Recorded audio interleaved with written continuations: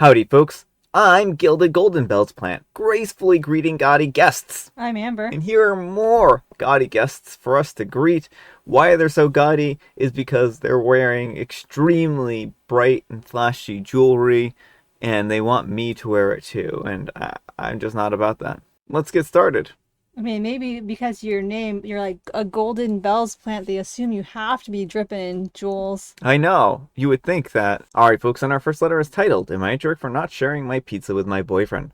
I recently started dating Andy a couple months ago. At first, he tried to impress me, but the longer I know him, the more I start to see that he's selfish and thoughtless. He's a lodger at an elderly couple's house, and the older woman makes him dinner every night. On multiple occasions, when I've stayed over at his house for the weekend, I have received no food. I mean, in the evening when they eat dinner. We go out during the day, and I buy my own breakfast or lunch at a cafe.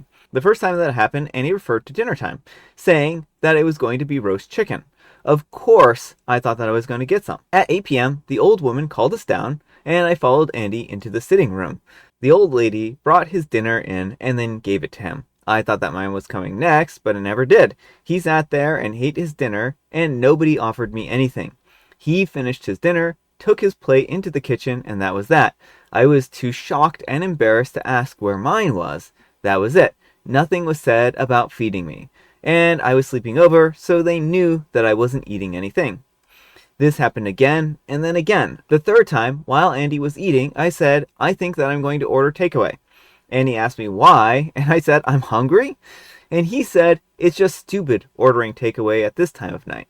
I said, well, what am I supposed to do? Just go hungry every time I stay over at your house? And he seemed annoyed that I had ordered takeaway. I'm not fat, by the way, so it's not like he's trying to get me to lose weight. Anyways, one weekend he was staying over at my house. We went to the fun fair, and when we got home, I found out that my family had ordered pizzas.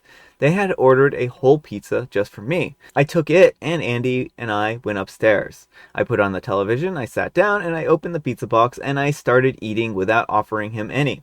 By the time that I was on my second slice, he reached over for some and said, "Can I have some?" I moved the box away and I said, no, when I'm at your house, you eat dinner in front of me and offer me nothing, so you can't have any of mine.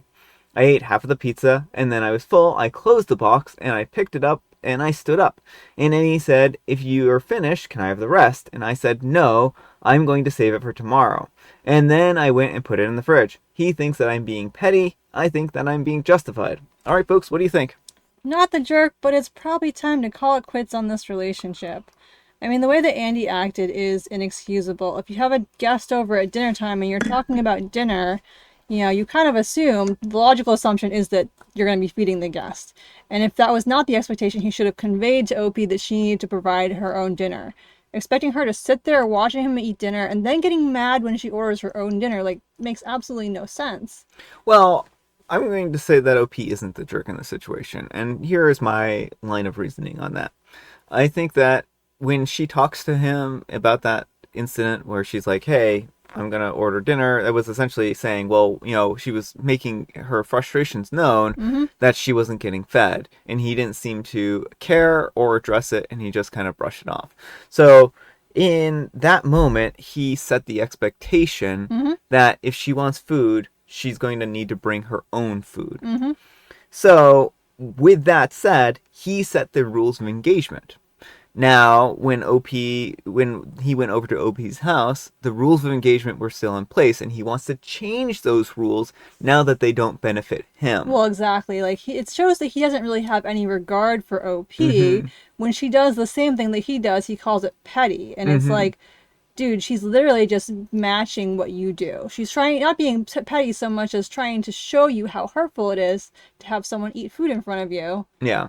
Now, they can sit down and they can talk about this and rework this contract that he's established here, right? But I think that this is one of those situations, like what you said, why even bother with this guy at this point in time, right? If you're getting to the point where you're already going tit for tat with somebody, then maybe that's not the relationship for you, and it's 2 months in. Yeah, you can do better. You can find someone who at least is willing to feed you dinner. Yeah. But let me know what you folks think. So anyhow, take care and good luck. And Strapo says everyone's in the wrong here. Instead of being so passive aggressive, why didn't you speak up sooner about not being fed when you went to visit him? And Opie replies, have you got any idea how embarrassing it was to sit there while he ate and realizing that I wasn't going to be offered any? The first time it happened, I was in shock. I just didn't know what to say. And I mean, I kind of want to address this. Is like, this is something that happened 3 different times, right? The first time she didn't say anything because she was in shock. Maybe the second time she was kind of like, expecting that maybe someone would speak up. And the third time she said something, right? This wasn't drawn out over the course of like a year where she was sitting, with this established pattern of behavior before saying anything. She said something pretty quickly. So I don't know that this is a fair criticism. Like, say something sooner. I don't know. Well, not everyone thinks like in the moment what to say either. Like, and yeah, sure, she had the weekend or whatever to to think it over, but like it can be tricky when someone does something so unexpected. Like I can't imagine being at someone's house and they've been talking about dinner and then just like eating in front of you. There's no food for you. They have absolutely no regard for you. Yeah, well, the expectation is if you invite someone over to your house during a mealtime that you're going to feed that person, right? And unless it's explicitly made aware ahead of time. Like, no, we're going to eat in front of you. I would think that would be rude for the most part. And Marilyn Manson do intimate things to me says, info. Why are you still dating this guy if you find him to be selfish and thoughtless? And OP replies, I've decided that I'm finished with him. You realize it takes time to realize that someone isn't nice. He put on a nice act at first, but lately the mask slipped. And I mean, again, like, this is a 2-month-long relationship. It isn't like OP's been with this person for years here. It takes you time to understand that someone isn't necessarily compatible with you. Well, and regardless of the length of time, like sometimes it can take a while for someone to show who they really are. It sounds like on the first few dates he showed himself to be the type of person OP expected, compassionate and whatnot. And then all of a sudden he just like stopped caring about her. All right, folks. Speaking of food, our next letter is titled, Am I a jerk for refusing to make a packed lunch for my sister-in-law even though we work together? I'm a 25-year-old female and I make my own lunch for work. My husband and I both meal prep and we get stuff ready in advance to make it less bothersome, but also to help us balance stuff out. We each found lunch combos that we love and that work for us throughout the workday. I work with my husband's sister-in-law, who's a 37-year-old female. She buys her lunch every single day and only occasionally brought in a packed lunch. In the past, she has expressed jealousy about my lunch and has commented that she would be paying $20 to buy what I bring in. I pointed out to her once that she could always batch cook and meal prep and save herself money. But she was dismissive and told me that it's easy for me to say because I don't have any children. Which is true. A couple of weeks back, my sister-in-law approached me at lunch and asked me to give it to her. She told me that she didn't have any money to pay for lunch, and I told her that I just couldn't give her my lunch, but offered to share a little bit. She then decided to tell me about her and her husband's money worries and how stressful it has been for them. She then told me that I should help her and make her a packed lunch for work since we're in the same office. I was really shocked when she was basically telling me to feed her for free every day of the week. I told her that I wasn't going to do that and that I was sorry that they were struggling. My husband was equally shocked when I got home and I told him. He told me to ignore her and that she can figure it out. But she brought it up repeatedly that week, and then last week she brought in nothing, including no money. So she had no food for lunch and I refused to share with her again or make her lunch. This led to her complaining outside of work about how much of a bee I am.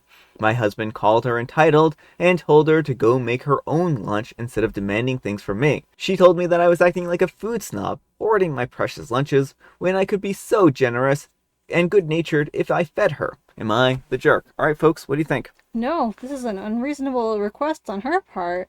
Like, if anyone's there is someone who's being entitled, and it's sister-in-law.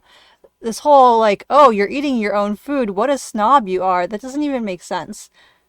Yeah, I think that the sister-in-law, like, packing lunches is sometimes a pain, right? But there are a lot of people with children who somehow figure out how to pack themselves lunches. And your sister-in-law can figure that out as well. Maybe her lunches won't be as fancy or extravagant if she can't meal prep in the same way, but also they don't necessarily have to be. I mean, Right. like, what's it cost to buy a couple pads of bread and some slices of bread and some sandwich meat or some cheese or stuff like that, right? And to make yourself a sandwich, right? It doesn't take that much effort to do. Right. And like if this keeps going on, it may be time to get HR to step in because it seems like she's crossing some serious boundaries here. I can't imagine her going to any other coworker and demanding they bring her lunch and then sort of trying to emotionally blackmail you by like not bringing any food or money like, "Oh, I'm so helpless. I need you to do this for me." You know what OP should do? I was just thinking about it, and I was like, OP should just bring in like the saddest bologna sandwich with like like no dressing or anything on it, and just be like, "Here, this is for you." And so, like, OP can bring her in the cheapest lunch possible if she continues on this, and then be like, "That's what you're going to get from me." Yeah, and I'm sure she would complain about that too, but I don't necessarily recommend going that route. I mean, I think it's important to set firm boundaries that you're not willing to make lunch for her. That's her responsibility. By marrying into her family, you did not all of a sudden like adopt them all as your children. Well, yeah, and all I'm saying is that I don't think that OP would be.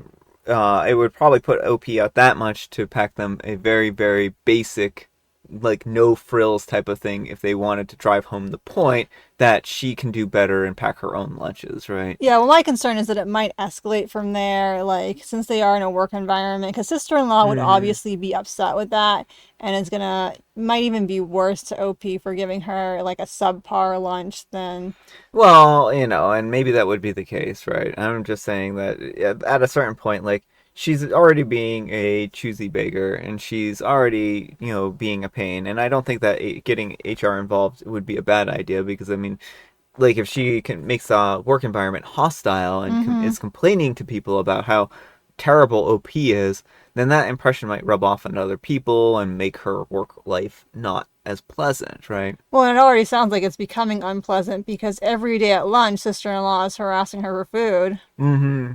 But let me know what you folks think. So anyhow, take care and good luck.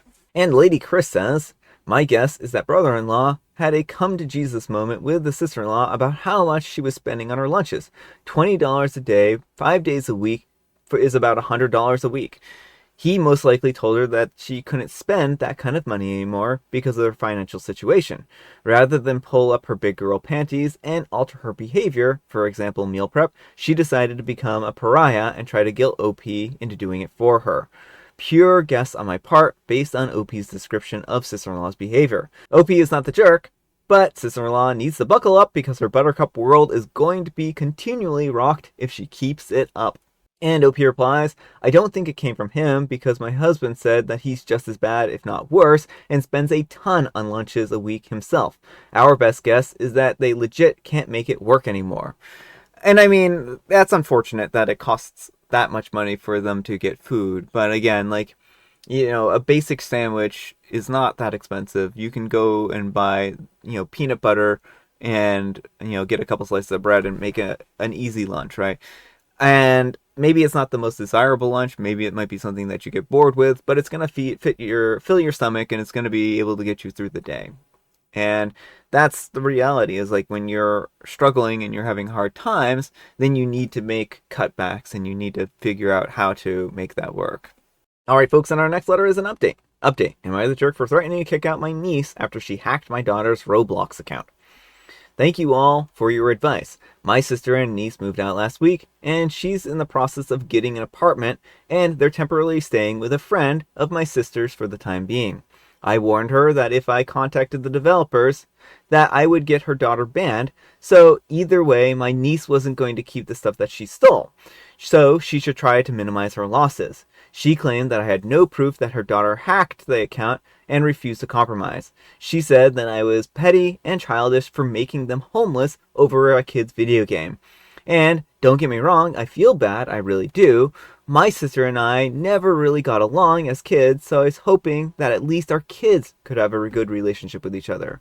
But still, they were inevitably going to leave at some point, so I suppose I only sped up the process. Now that my niece is gone, my daughter seems a lot happier now. She told me that she's perfectly fine, but I knew well enough that she wasn't. So some very kind and generous people here have offered to gift her some of their items to rebuild their account, which I am extremely grateful for. But my daughter said that she felt bad about taking stuff from other people. I'd already reported my niece's account, which seemed to have no effect. I'm not very tech savvy, but I considered contacting the Roblox developers to see if they could reverse the transaction. However, my daughter informed me that doing so would only ban the account, losing all of my daughter's items in the process. I would like to extend all of my thanks to the commenters that suggested that I try to log into my niece's account. Believe it or not, it only took 5 attempts. Turns out that the 10-year-olds don't have the best comprehension of internet security. Surprisingly, getting into the account was the easy part. I spent an embarrassing long amount of time looking up how to trade everything back. I swear, I'm getting old. I couldn't tell which items were my daughter's and which were actually my niece's, so I simply transferred everything my niece had just to be safe. When she came back home from school today, I told my daughter that I had a fun surprise for her waiting on Roblox. Words can't describe how proud of myself I felt when I saw the joy rush back to her face. The ironic part is that my niece had previously won this very rare Halo item from this sort of lottery system, which my daughter claims is one of the most expensive items in the game. Now is transferred to my daughter's account, meaning that my daughter walked out of this situation richer than what she started with. My sister just messaged me in all caps, yelling at me that my niece has been through a lot, so I was just kicking her when she was down. She accused me of stealing from a little girl. I simply told her in her own words that it's just a bunch of pixels on the screen. Thank you everyone for your support. Alright folks, what do you think of this situation? I mean, I'm glad the daughter was able to get her stuff back. I would potentially advise, sending the niece back anything that was hers, just Yeah, because fair is yeah. fair. I know what the niece did wasn't cool, but she's also a little kid, so I think it's fair enough to give her back her stuff. Yeah, I think that giving her back that halo would probably be a good idea, and it would show a lot of goodwill. And while it's understandable that your daughter might be a little disappointed not to have this special item, I think it's more important to re-level the playing field and give things back to the way they were before, right? Your niece doesn't deserve to be stolen from just as much as your daughter deserve to be stolen from, but I'm really glad your daughter has her stuff back, right? Mm-hmm.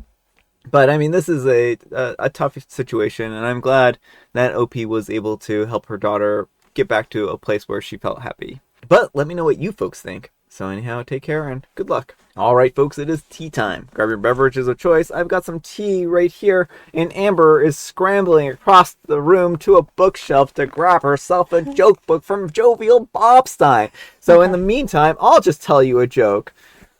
What's red and smells like blue paint? Red paint. Red paint. Amber has a joke. Where did the chicken go? Where did the other chicken go on her vacation? Oh, well, the last one didn't go across the street, and so I'm gonna assume that this one went across the road. To San Diego. It's not a good joke.